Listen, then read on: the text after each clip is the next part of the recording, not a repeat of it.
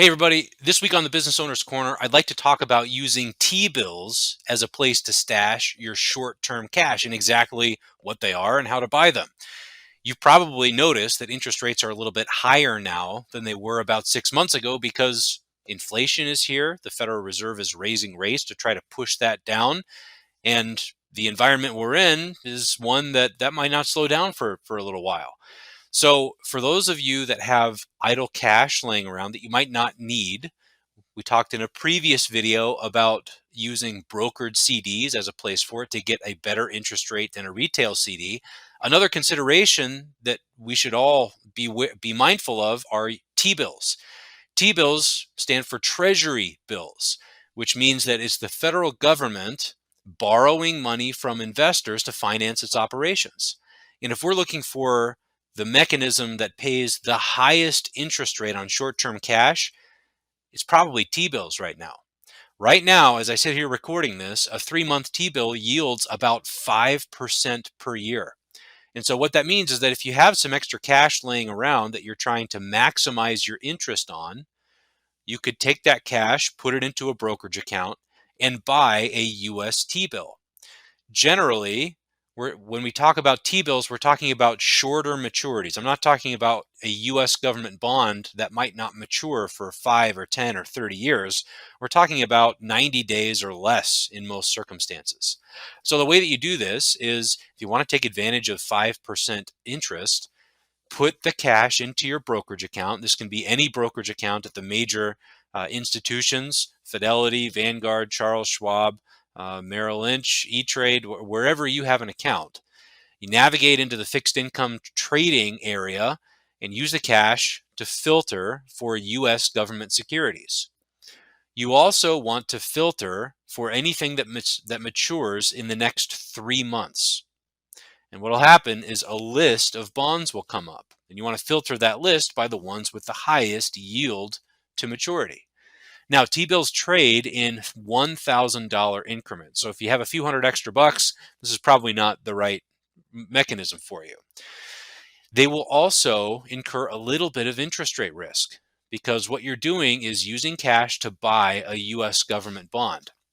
So as I sit here recording this again, the yield on a 3-month T-bill issued by the US government is right around 5% per year, which is a lot higher than what even the highest interest rate bank accounts, highest interest rate savings accounts are paying at places like Ally and Capital One.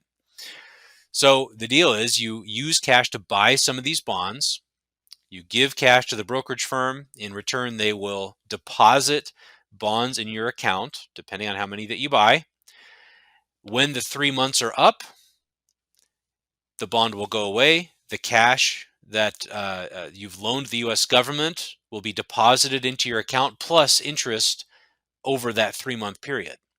Now, in between when you buy the T-bill and when it matures, T-bills have a very liquid market. And so if you need the cash, you could always sell that T-bill back to the brokerage firm or back to the market in exchange for cash of what it's worth at the time. But the value that you get might be a little bit different than what you paid for it because you have a specific interest rate on that T-bill that that the T-bill will pay when you buy it.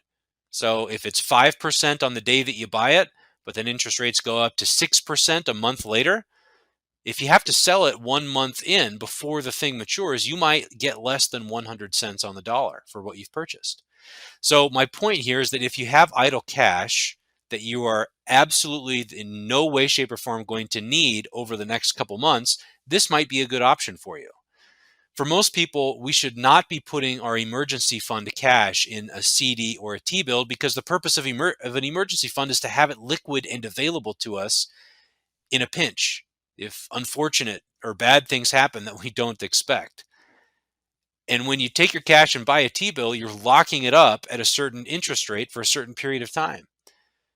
And in most circumstances, there's a liquid market for T-bills, but there's no guarantee that there will be a buyer if we have another huge global financial crisis and the Treasury markets dry up. There are a lot of circumstances throughout history where you might not be able to buy that or sell that T-bill for what you purchased it for. So don't use cash that's part of your emergency fund for this. But if you're someone that has cash laying around that you plan to use a few months down the road, 3 or 6 months, maybe you're I don't know, putting in a pool at the house or buying a new house or doing something with it, this can be a great avenue because it's the route to the best interest rate out there right now. It's backed by the full faith and credit of the US government, which is about as safe a credit risk as you can get out there these days.